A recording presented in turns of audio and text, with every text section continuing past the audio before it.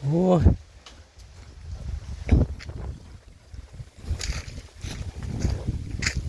ยังบ่ได้จักเต็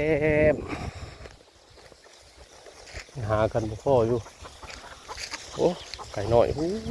เลี้ยงอยู่ให้อยู่หน้าตั้งเพดีไก่อยู่ไก่เลี้ยงอยู่หน้าถึงพระ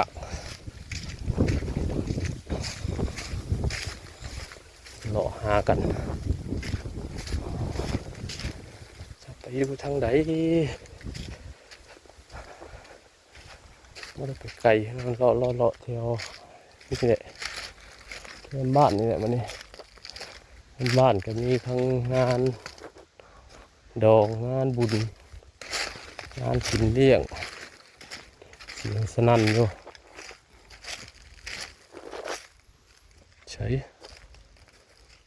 โบเห็นอยู่ไปทางไหนวะแถวนี้ล่มหมดเลยเก่งเทพบ่ได้แล้วหกไปเลยเคยหลากจักไปทางไหนหากันโบเห็นเลยคุยนี่อยู่ป่ากับพี่น้องนำบุกิน